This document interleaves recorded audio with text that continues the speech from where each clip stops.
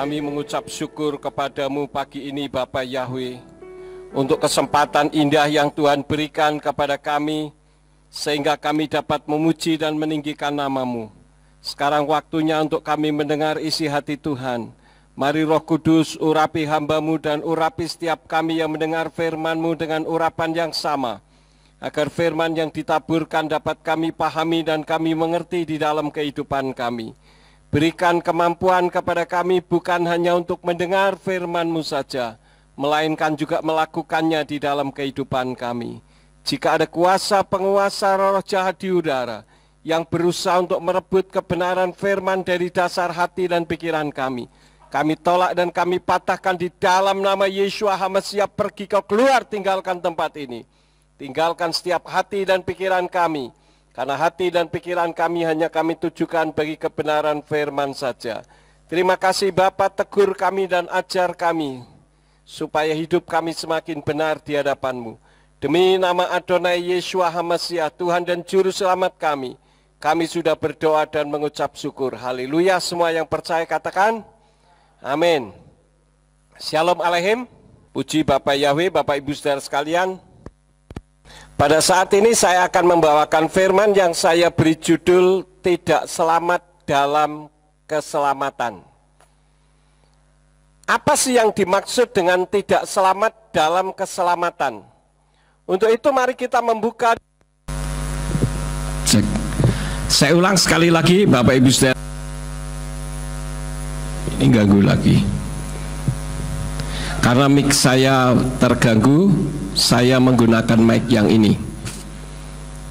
Apa sih yang dimaksud dengan tidak selamat dalam keselamatan? Ini yang harus kita waspadai Bapak Ibu Saudara sekalian. Untuk itu mari kita membuka di dalam kitab Matius pasal yang ke-10 ayat yang ke-4. Di sana dikatakan Simon orang Kanaan dan Yehuda Iskariot atau Yudas Iskariot yang bahkan mengkhianati dia. Di sini ayat ini mengungkapkan tentang pribadi Yudas Iskariot atau Yehuda Iskariot yang mengkhianati Yeshua. Satu lagi kita membuka di dalam kitab Markus pasal yang ketiga ayat yang ke-19. Di sana dikatakan dan Yehuda Iskariot yang juga mengkhianati dia. Tertulis lagi di situ Yehuda Iskariot yang mengkhianati Yeshua HaMasiah. Siapakah Yehuda Iskariot ini? Dia adalah murid Tuhan, murid pilihan Tuhan. Bahkan di dalam misi pelayanan Yeshua HaMasiah ketika ada di atas muka bumi, dia berperan sebagai bendahara. Artinya kalau kita melihat di dalam kitab suci Bapak Ibu Saudara sekalian, di mana Yeshua berada, Yehuda Iskariot ada karena murid. Nah sekarang saya mau tanya kepada saudara. Saudara dan saya, kita semua murid Yeshua atau bukan?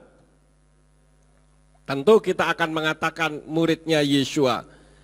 Kenapa? Karena kita selalu berkumpul bersama-sama. Ya. Tetapi kalau kita melihat saudara-saudara, akhir dari kehidupan Yehuda Iskariot ini sangat mengerikan sekali. Kita membuka di dalam kitab Matius pasal yang ke-27 ayat yang ke-5. Dan setelah melemparkan keping-keping perak itu ke tempat suci, dia menyingkir dan setelah pergi dia menggantung diri. Jadi murid pilihan Tuhan mati gantung diri. Artinya mati bunuh diri, ya. Dan jangan saudara pikir oh itu kan Yehuda Iskariot bukan saya. Saya ingin ingatkan. Dulu waktu awal-awal saya masuk ke Ambarawa, saya lupa tahun berapa, di daerah Semarang, itu ada seorang pendeta dari salah satu gereja, saya tidak sebutkan namanya. Pendeta ini mati gantung diri, saudara-saudara. Pendeta loh. Dan di sakunya itu ada tulisan, saya tidak melakukan apa yang dituduhkan kepada saya titip anak-anak saya, kalian yang menuduh saya yang bertanggung jawab atas anak-anak saya. Mengerikan sekali saudara-saudara, karena pendeta itu dituduh berselingkuh dan mempermainkan uang gereja. Karena dia tidak tahan menghadapi itu, dia mati gantung diri. Sempat heboh, masuk di koran juga pada saat itu awal-awal saya masuk ke Ambarawa. Apakah ini bukan orang yang tidak memahami firman? Ini adalah orang yang memahami firman karena dia seorang pemimpin rohani. Bukan hanya sekedar jemaat biasa, saudara-saudara. Inilah yang disebut dengan tidak selamat dalam keselamatan. Orang-orang berpikir bahwa ketika kita sudah bisa berkumpul seperti ini, apalagi kita mengenal Bapa Yahweh Tuhan pencipta alam semesta, yang kita kenal di dalam nama Adonai Yeshua HaMashiach, dia yang turun ke bumi dalam wujud seperti manusia, dan dia yang membimbing di dalam kehidupan kita, di dalam pikiran dan hati kita, yang disebut Immanuel, Imuna Anaknu Elohim, Elohim yang berada di dalam kita. Itulah Ruach HaKodesh. Kurang apa saudara-saudara? Apakah itu merupakan satu jaminan? Memang untuk selamat jaminannya hanya satu. Karena Kisah Rasul pasal 4 ayat 12 katakan, di bawah kolong langit ini tidak ada nama lain yang olehnya manusia diselamatkan kecuali melalui nama Yeshua HaMashiach. Artinya kita sudah selamat, tetapi kita bukan berarti setelah mengenal kebenaran ini lalu kita lalai di dalam kehidupan kita. Sehingga pada akhirnya kita tidak selamat di dalam keselamatan. Ini kan sesuatu yang sangat ironis. Kalau tahu kita tidak akan selamat, tidak usah kita pergi ke gereja, tidak usah kita melakukan perbuatan baik.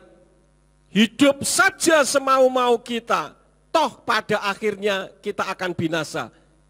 Ini orang yang tidak mengerti betul bagaimana siksaan api neraka yang begitu mengerikan. Di dalam kitab Yesayahu pasal terakhir ayat terakhir mengungkapkan, orang tidur pun berselimutkan ulat-ulat. Dibakar tetapi tidak mati karena mendapatkan mahkota kehidupan untuk hidup di dalam kengerian dan kertakan gigi. Karena itu jangan sampai kita terpukau dengan istilah sekali selamat tetap selamat. Sekali merdeka tetap merdeka. Sekali di udara tetap di udara. Itu namanya slogannya apa? RRI, saudara-saudara. Enggak ada istilah sekali selamat tetap selamat. Di dalam kitab Matius pasal yang ke-7 ayat yang ke-21 sampai 23. Dikatakan bukan setiap orang yang berseru kepadaku Tuhan, Tuhan akan masuk surga. Pertanyaan saya, siapa yang memanggil Yeshua itu Tuhan? Orang Kristen, pasti.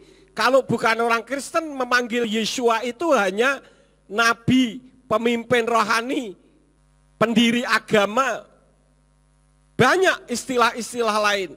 Hanya umat Nasrani, orang Kristenlah yang mengatakan Yeshua itu Tuhan. Tetapi ayat yang ke-22 katakan apa? Nanti akan ada perbantahan. Tuhan, bukankah aku bernubuat demi namamu? Aku mengusir setan demi namamu. Aku mengadakan banyak tanda demi namamu.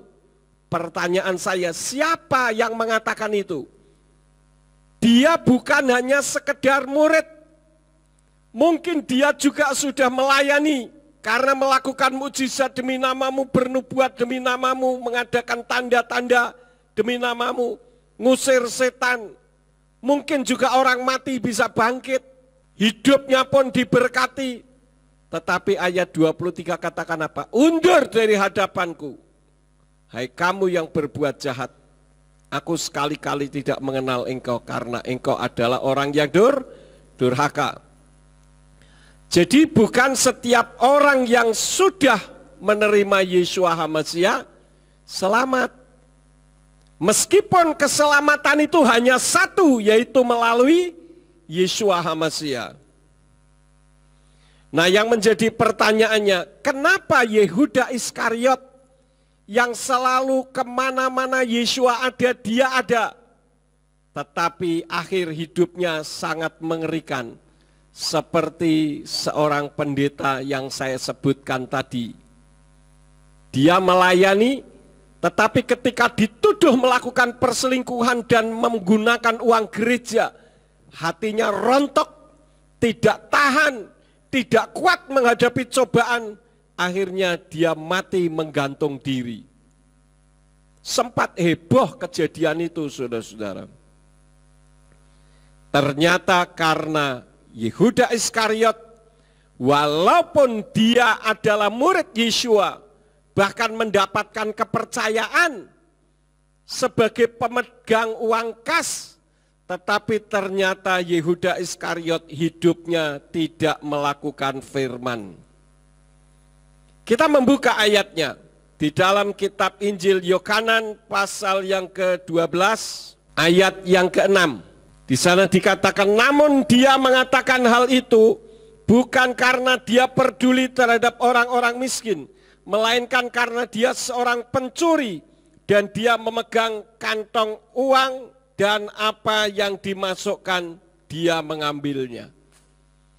Jadi rupanya Yehuda Iskariot ketika mendapatkan kepercayaan sebagai pemegang uang kas, sebagai bendahara, dia tergiur dengan jumlah banyaknya uang misi Yeshua HaMashiach. Sehingga dia menggunakan uang itu untuk kepentingan pribadi. Dan ini ada pengawasnya.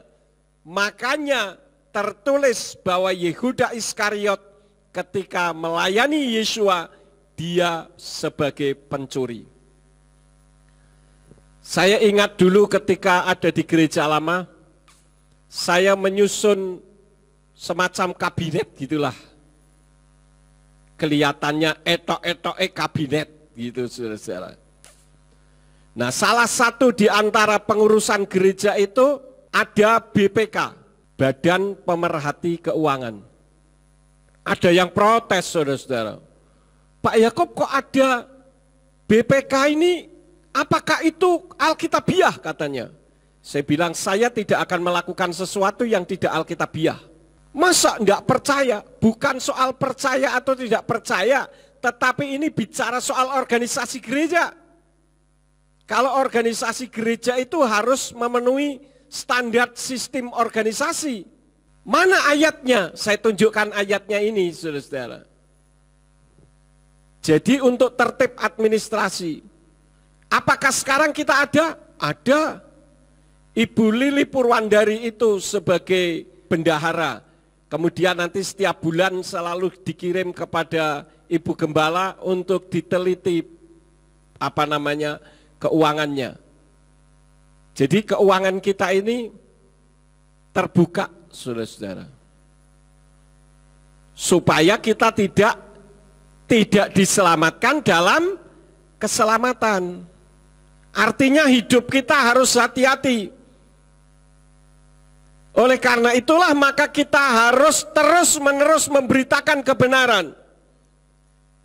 Kita membuka di dalam Kisah Rasul pasal yang ke-18 ayat yang ke-9. Di sana dikatakan, dan Tuhan berfirman kepada Paulos atau Rabi Saul melalui penglihatan pada waktu malam, jangan takut, sebaliknya berbicaralah dan jangan kamu diam. Untuk berbicara kebenaran terus-menerus, saudara-saudara.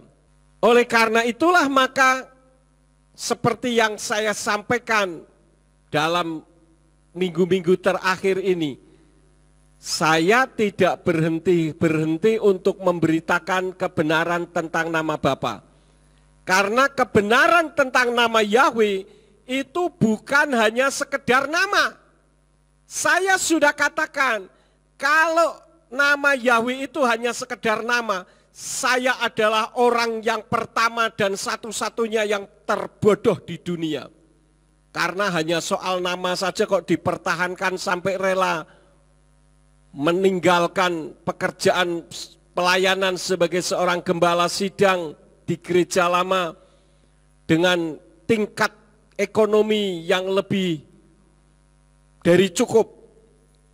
Saya harus menanggalkan semua jabatan-jabatan saya, baik di sinode maupun di tempat-tempat lain. Tetapi saya katakan bahwa nama Yahweh itu bukan hanya sekedar nama, melainkan bicara soal keselamatan. Saya tidak akan ungkapkan banyak. Kemarin ada pendeta YouTube yang mengatakan bahwa Yahweh itu bukan juru selamat. Tidak pernah ada di dalam kitab suci, Yahweh itu penyelamat. Yang penyelamat Yesus Kristus katanya. Oke, Yesus Kristus yang nama aslinya Yeshua HaMashiach itu memang juru selamat. Tetapi Yeshua HaMashiach itu siapa? Yahweh atau Allah? Tidak pernah ada satu kata pun di dalam kitab suci. Tidak usah bahasa Ibrani. Dalam bahasa Inggris pun tidak ada kata Allah, saudara-saudara. Dan di dalam Yesayahu pasal 43 ayat yang ke-11 dikatakan, Anoki Yahweh wa eni bal adai Mosia. Akulah Yahweh, tidak ada juru selamat selain aku. Lalu siapa Yeshua? Yeshua itu Yahweh itu sendiri. Artinya dia juru selamat karena memang dia adalah Yahweh yang turun ke bumi dalam wujud seperti manusia. Dan kalau kita sudah mengerti pemahaman ini, saudara jaga yang pertama siapa? Keluarga dekat saudara. Istri saudara, suami saudara, anak-anak saudara, hati-hati tentang masalah keselamatan ini, saudara-saudara. Kenapa? Karena keselamatan kita ini adalah keselamatan abadi, keselamatan kekal, yang bukan 1-2 tahun, 1000-2000 tahun, miliaran juta tahun itu masih belum apa-apa. Bayangkan saudara-saudara, kalau kita tidak memperhatikan keluarga kita, maka darah mereka akan ditanggungkan kepada kita. Paling tidak saudara mendoakan, beri pengertian supaya mereka mengikut di dalam kebenaran. Saya sendiri pun berpikir seperti apa yang Rabi Saul pernah katakan. Kita membuka di dalam 1 Korintus pasal yang ke-9 ayat yang ke-27. Namun aku menghajar tubuhku dan memperhambanya, supaya jangan setelah berkhotbah kepada yang lain, aku sendiri dapat menjadi tertolak. Artinya ditolak untuk masuk dalam kerajaan sorga. Ini mengerikan sekali, saudara-saudara. Nah, bagaimana orang Kristen yang merasa sudah hidup di dalam keselamatan, tetapi tidak selamat karena tidak melakukan kebenaran firman Tuhan? Orang Kristen berpikir bahwa rumah ibadah merupakan tempat berkumpulnya orang-orang yang sudah diselamatkan. Betul, saya katakan betul, tidak salah. Tetapi gereja, gedungnya, gereja yang ada secara menyeluruh, secara fisik, itu tidak menyelamatkan. Rumah ibadah itu hanya tempat berkumpulnya orang-orang yang beribadah sesuai dengan keyakinan yang sama. Seperti misalkan orang-orang Yudaisme, mereka kumpulnya di mana? Di sinagoga. Kemudian kalau umat Islam berkumpulnya di mana? Di masjid. Hindu berkumpulnya di mana? Di pura. Buddha di mana? Di kelenteng. Aliran kepercayaan di mana? Di padepokan-padepokan. Kristen di mana? Di gereja. Tetapi jangan saudara pikir gereja itu bisa menyelamatkan. Termasuk gereja ini juga tidak menyelamatkan. Pak, lah kalau gitu buat apa saya datang ke tempat ini? Gerejanya tidak menyelamatkan. Tetapi berita yang disampaikan itulah yang membawa kita kepada keselamatan. Bisa dipahami saudara-saudara? Hati-hati, hati-hati saudara-saudara. Rabi Saul begitu mewanti-wanti kepada dirinya sendiri. Jangan sampai aku berkhotbah, aku melayani, aku mengalami kesulitan kehidupan karena pelayanan, pada akhirnya aku ditolak. Ini ironis sekali saudara-saudara. Memang keselamatan itu harus melalui Yeshua HaMashiach. Di luar itu tidak ada. Jadi rumah ibadah itu merupakan manifestasi dari orang beriman untuk saling menguatkan di antara sesamanya. Itulah sebabnya Rabi Saul ketika dia sudah bertobat, karena dulu dia penganiaya jemaat, maka dia berkumpul bersama dengan murid-murid yang lain. Kita membuka ayatnya di dalam Kisah Rasul pasal yang ke-11, ayat yang ke-26. Dan ketika menemukannya, dia membawanya ke Antiokhia dan terjadilah selama setahun penuh mereka berkumpul bersama dalam jemaat dan mengajar kerumunan orang yang cukup banyak, dan para murid itu disebut Kristen untuk pertama kali di Antiokhia. Rabi Saul ketika dia bertobat, dia menggabungkan diri bersama dengan murid-murid. Murid-murid pada saat itu tidak bisa terima. Mereka justru mengalami ketakutan. Kenapa? Karena murid-murid tahu siapa orang ini. Orang ini adalah penganiaya jemaat. Kok tiba-tiba berkumpul? Jangan-jangan dia menyamar. Perhatikan kejadian ini sekarang sedang banyak terjadi pada saat-saat seperti ini. Banyak orang-orang yang begitu menentang anti dengan kekristenan sekarang bertobat. Tetapi apakah itu cukup? Tidak. Bertobat mereka berkumpul, tetapi di mana perkumpulan mereka? Karena yang memiliki sorga itu Yahweh, bukan yang lain.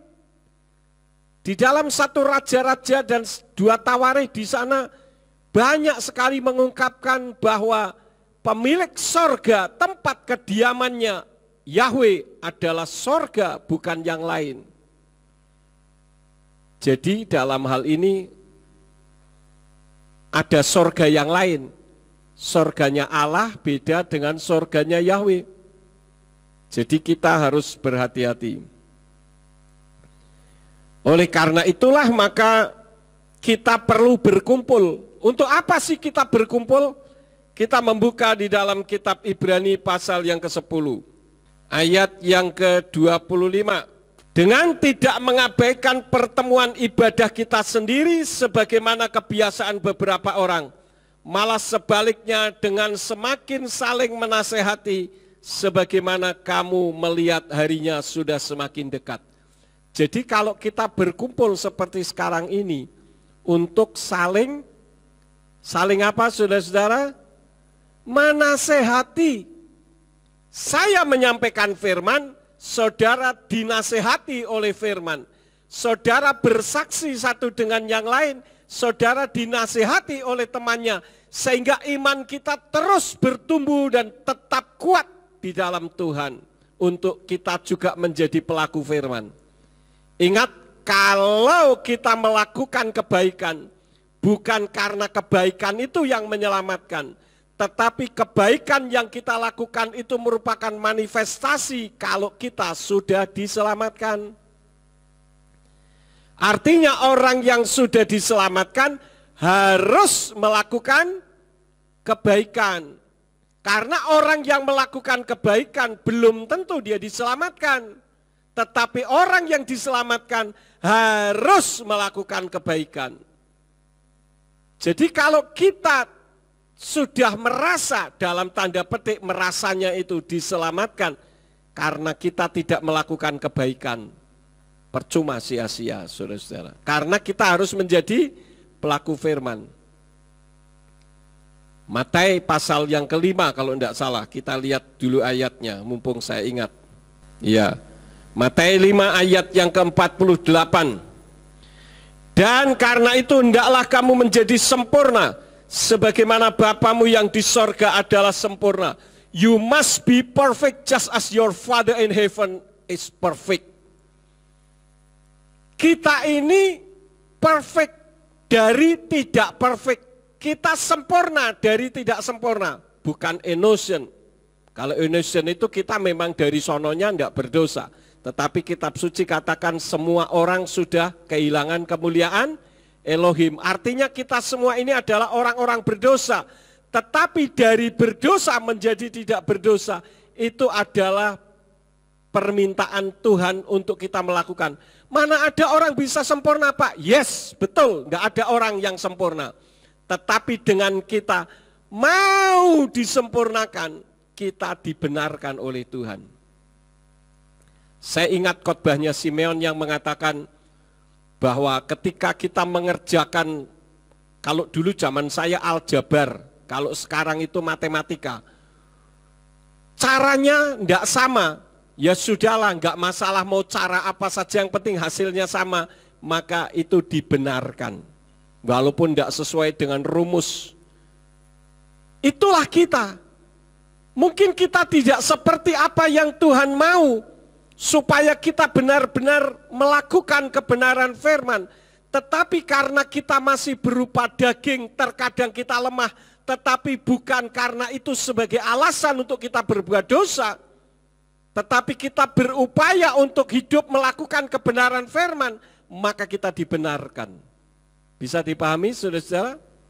Tidak ada orang sempurna. Betul, saya setuju, saudara-saudara. Jadi, orang yang tidak diselamatkan karena tidak berfokus kepada pribadi penyelamat manusia, tetapi kepada sesuatu yang bukan penyelamat.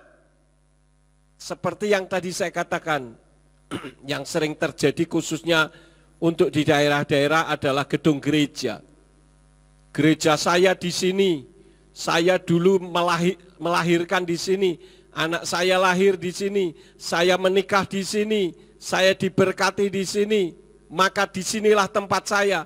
Mau ajarannya apa saja tidak masalah. Hati-hati dengan yang seperti ini, saudara-saudara. Kenapa saya keras dengan keluarga? Saya kasih pengertian. Wah, kita ini tidak benar selama ini ternyata. Menurut kitab suci kita melenceng dan Tuhan izinkan untuk saya membuka rahasia itu.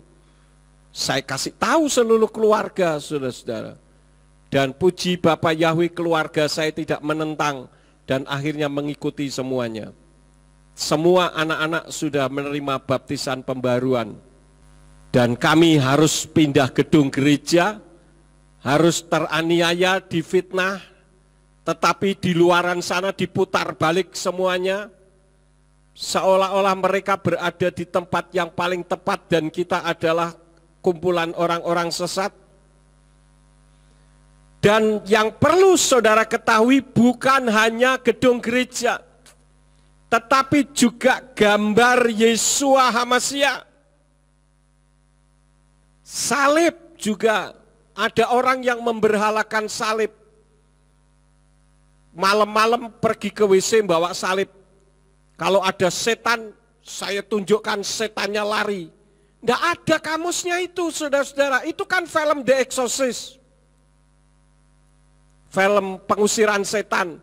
Begitu ditunjukin salib, langsung setannya langsung lari. Setan nggak takut sama salib.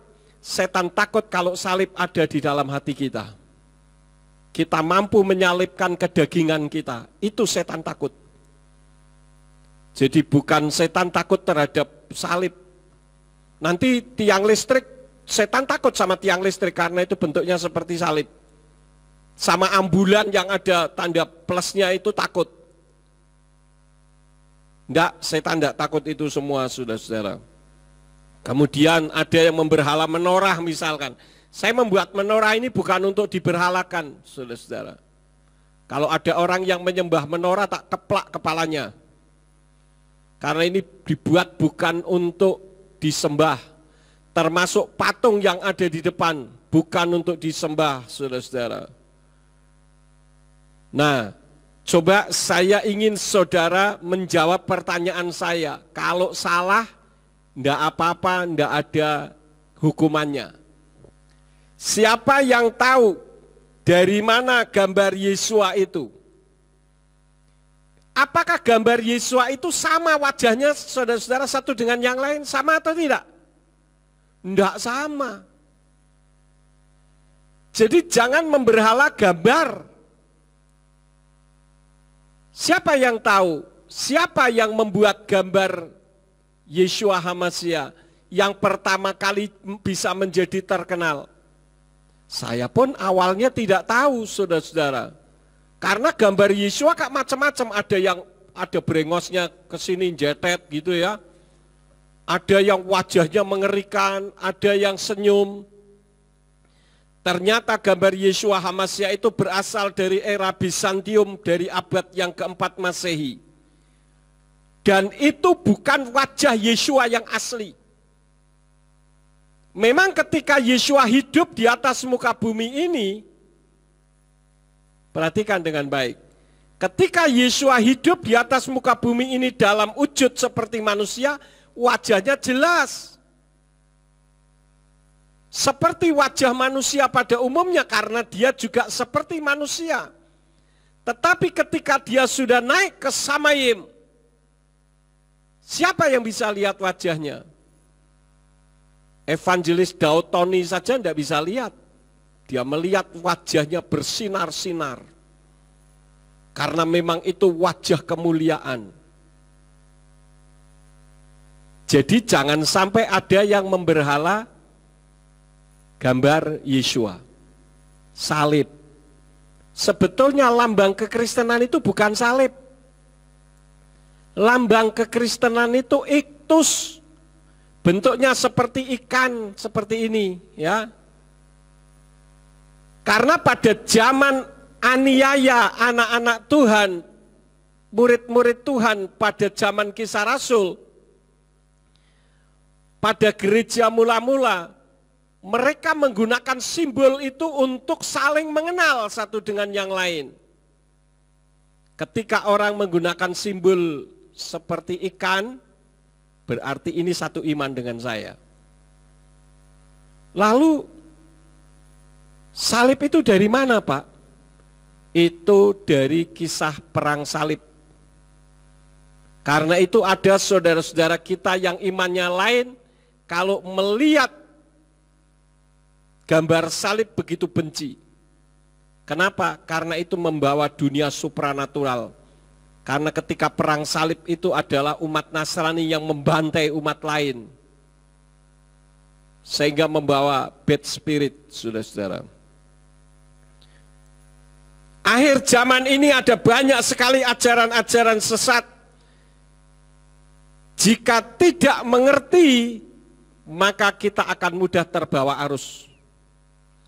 Saya ingin menyampaikan dalam 2 bulan terakhir ini, di media sosial, baik itu YouTube, baik itu Facebook, baik itu televisi-televisi swasta, sedang rame istilah spirit doll. Bukan spedol, tapi spirit doll. Apa itu saudara-saudara? Ya, boneka arwah. Tadi malam saya sempat melihat ada satu anak muda membeli spirit doll dari Inggris. Waduh, bentuknya persis bayi. Persis saudara-saudara, sangat detail. Sampai tangannya pun ada garis-garis tangan ya. Kemudian wajahnya, rambutnya itu udah persis kayak rambut bayi beneran saudara-saudara. Apa sih yang dimaksud dengan spirit doll yang sekarang ini sedang rame di dalam dunia selebritis?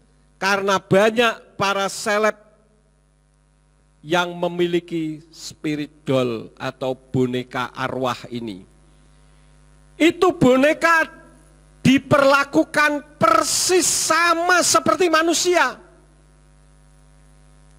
Bahkan ketika ada satu selebgram yang diwawancarai Are you crazy? No, I'm not. Apakah kamu gila? Oh tidak, saya tidak gila. Ngeri sekali saudara-saudara. Kemudian ada seorang ibu-ibu dari agama lain tentu saja yang beraliran keras ketika diwawancarai bagaimana menurut pandangan ibu tentang masalah ini. Ya kita larang saja secara hukum. Ya, karena memang ini garis keras. Sehingga melarang secara hukum, tidak bisa, itu hak asasi. Saudara mau punya boneka, mau punya handphone, tidak masalah. Tetapi sesuatu yang diberhalakan, itu akan mengundang roh. Saya nonton di YouTube, ada anak muda yang punya sekitar 70 doll, 70 boneka. Semua bonekanya persis anak-anak, persis, persis beneran saudara-saudara. Dan harga bonekanya katanya sekitar 1 jutaan. Kalau 70 berarti sudah 70 juta. Dan ini mengundang roh untuk dimasukkan. Lalu bagaimana pandangan kekristenan? Saya katakan saya tidak bisa melarang. Bukan seperti seorang ibu yang diwawancarai oleh TV swasta yang mengatakan dilarang secara hukum, bila perlu harus ditangkap. Tidak bisa, itu hak asasi kok. Yang bisa kita lakukan hanya memberi nasihat. Jangan sampai keluarga kita jadi ikut-ikutan. Inilah yang disebut dengan ilah zaman, sesembahan zaman di akhir zaman. Hati-hati saudara-saudara. Dan sesembahan zaman itu juga bisa berupa orang hidup, bisa berupa istri, bisa berupa suami, bisa berupa anak, bisa berupa cucu, bisa berupa apa saja. Bahkan HP saya ini saja, saudara-saudara, kalau saya sembah-sembah, maka akan ada roh yang masuk di dalam HP saya. Meskipun lain lagi dengan kasus yang terjadi di Jepang dan di China. Kasihan orang-orang perempuan di Jepang dan di China akhir-akhir ini kalau mereka tidak betul-betul cantik. Karena sekarang ini banyak sekali orang mengoperasi wajah supaya menjadi cantik luar biasa. Beberapa bulan yang lalu saya sempat baca di koran online tentu saja, ada seorang suami yang menuntut istrinya karena ketika punya anak, anaknya jelek. Loh kok istrinya dituntut? Ternyata istrinya itu jelek, tapi dioperasi menjadi cantik kayak bintang film, saudara-saudara. Maka begitu punya anak, anaknya jelek dituntut, lalu ditelusur, ternyata betul dia operasi plastik. Itu kejadian di Korea. Karena di Korea paling banyak. Ya, sampai bintang-bintang film Korea itu kan cantik-cantik semua, ganteng-ganteng semua, jangan tergiur dengan kegantengannya, kecantikannya itu lem semua, saudara-saudara. Dempul semua itu. Ini sampai ada yang menuntut.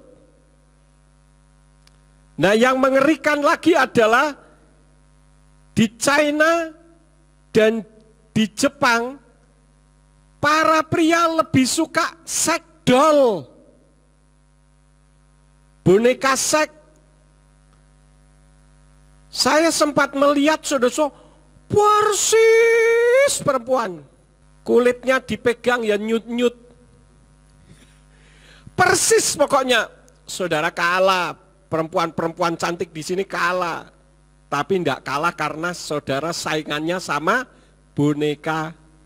Sekali-kali ngaca di depan kaca, ngomong sendiri, saudara.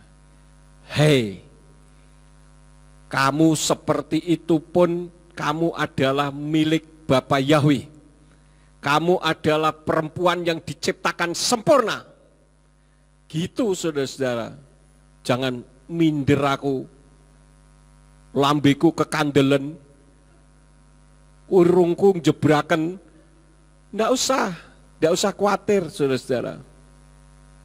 Saudara adalah ciptaan Tuhan yang cantik, yang ganteng, sempurna di mata Tuhan. Hati-hati, saya melihat fenomena akhir-akhir ini tentang viralnya boneka arwah atau spirit doll dan sex doll, nanti semua jadi odol-odol. Mengerikan sekali kejadian akhir-akhir ini, saudara-saudara. Kenapa? Karena ini bisa dipakai sebagai medium untuk setan ada di dalamnya.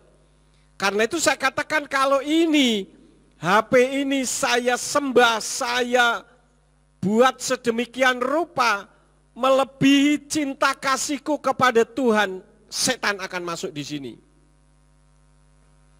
Itulah sebabnya kalau kita membaca di dalam kitab Yehuda atau kitab Yudas pasal 1 ayat yang ke-9, karena pasalnya cuma 1, maka di situ malaikat perangnya Yahweh, malaikat Mikael, berselisih paham bersama dengan penguasa penghulu dunia Hilal bin Sakhar yang dulu dikenal dengan Lucifer, tentang mayat Musa. Loh, untuk apa sih mayat saja kok dipakai untuk rebutan? Karena kalau mayatnya Musa sampai jatuh ke tangan setan, pasti mayatnya Musa akan diberhalakan. Sekarang ada makam-makam keramat loh, saudara-saudara, ya. Bahkan ada makam artis sampai 1 tahun lebih dikunjungi oleh orang terus-menerus ketika artis idolanya ini meninggal. Dan itu setan yang masuk ke sana. Karena itu di dalam gereja pemulihan firman kami mengadakan perombakan total.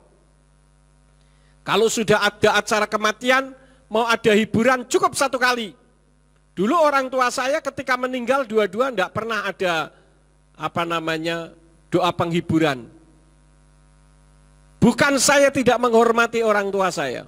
Mereka adalah pendoa syafaat saya. Tetapi karena saya tidak mau jasad mereka dimasuki oleh kuasa roh.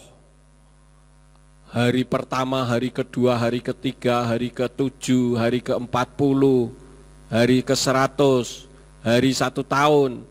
Tidak ada gunanya, kata Rabi Saul, saudara-saudara.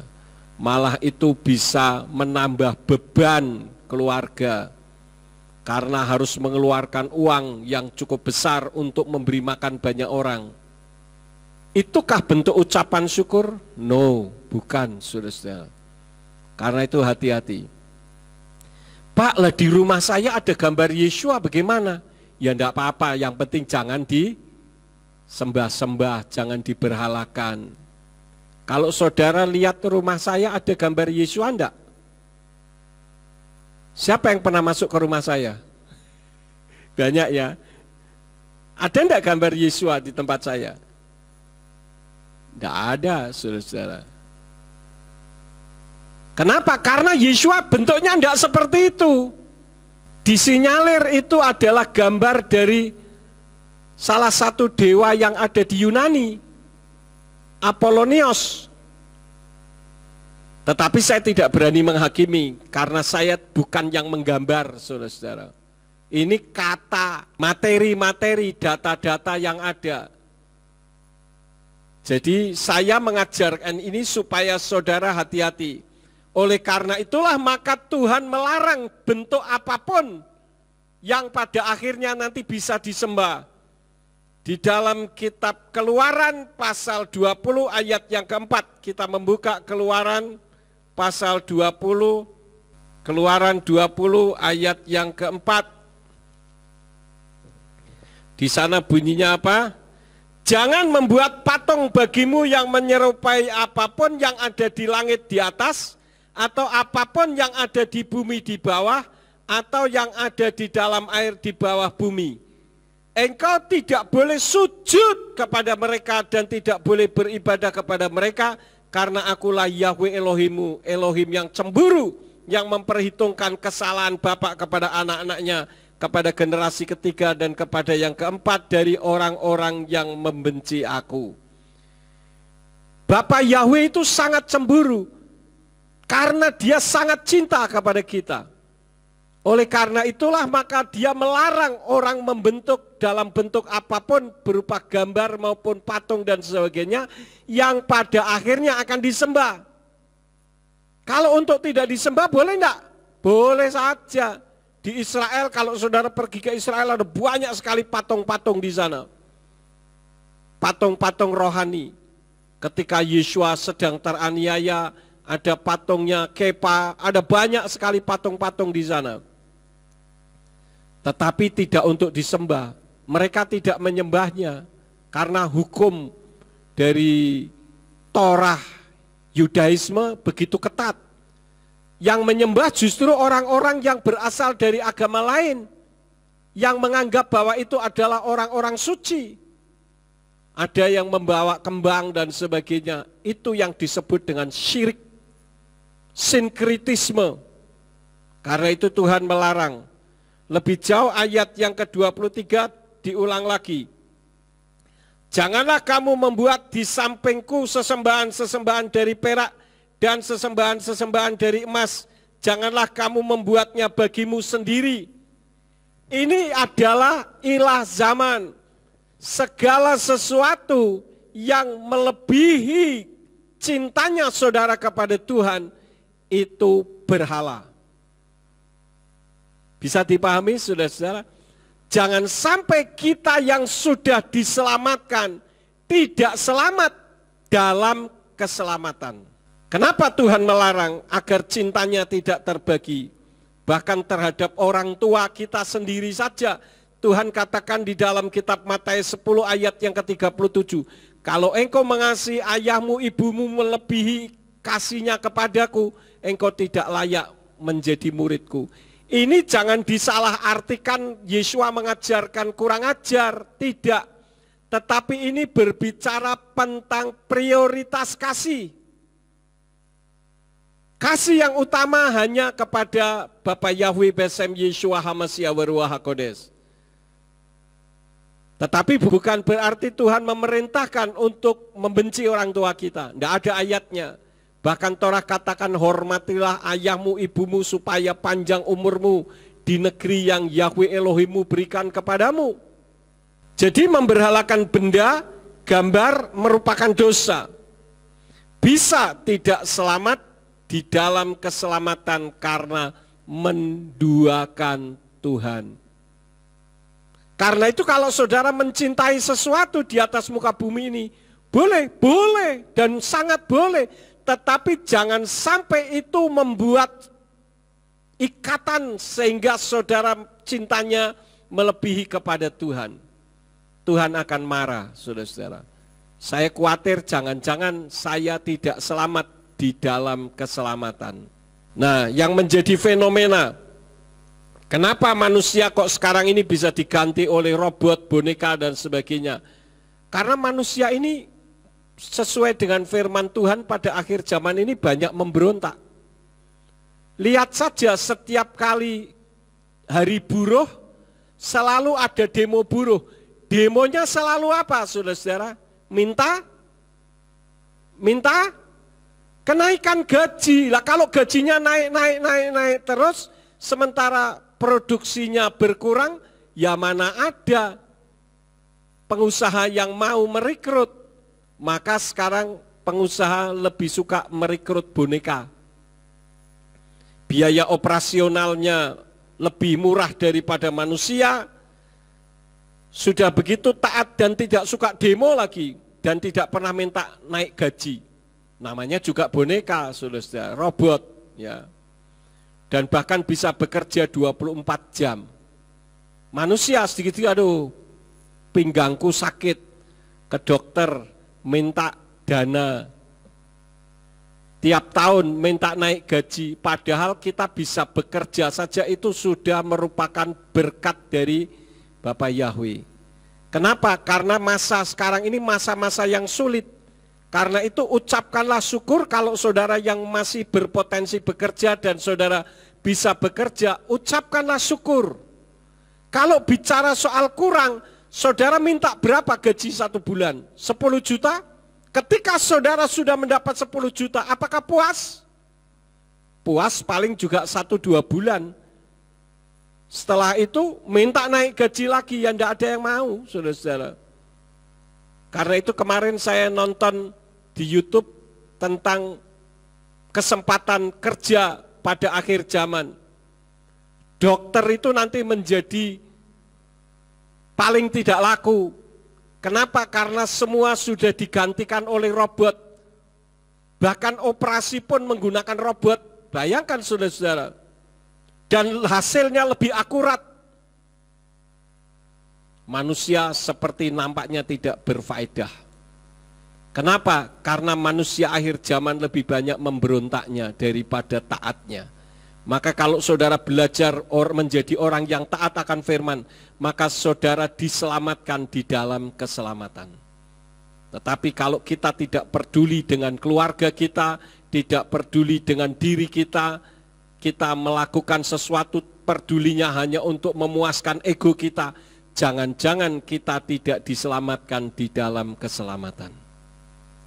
Saya tidak akan memperpanjang firman, biarlah firman ini menjadi berkat di dalam kehidupan kita. Amin buat firman Tuhan. Ikut batalion infanteri, kami persiapkan hati kami supaya kami benar-benar lebih dari tentara duniawi. Kami adalah tentara-tentara Elohim yang selalu semangat, selalu disiplin dan militan untuk menghadapi perkembangan dunia ini. Terima kasih Bapak, berkati semua yang sudah ikut ambil bagian di dalam pelayanan pagi ini. Sekarang berkatilah kami, karena kami siap menerima berkat daripadamu. Mari kita angkat kedua belah tangan kita untuk menerima berkat Yahweh. Yefarka Yahweh weyes mereka.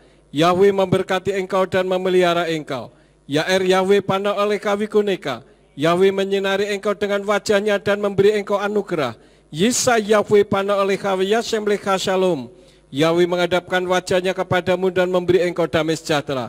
Diberkatilah engkau di kota dan diberkatilah engkau di ladang. Diberkatilah buah kandunganmu, hasil bumimu dan hasil ternakmu, yakni anak lembu sapimu dan kandungan kambing dombamu. Diberkatilah bakulmu dan tempat adonanmu. Diberkatilah engkau pada waktu masuk dan diberkatilah engkau pada waktu keluar. Sekarang pulanglah dan terimalah berkat. Kasih Bapa Yahweh Sang Pencipta, kasih karunia Adonai Yeshua HaMashiach Sang Pembeli jiwa, dan Ruach HaKodes menyertai saudara sekalian sampai Maranatha Adonai Yeshua HaMashiach datang kembali untuk yang kedua kali dan mengangkat kita semua. Haleluya. Amin.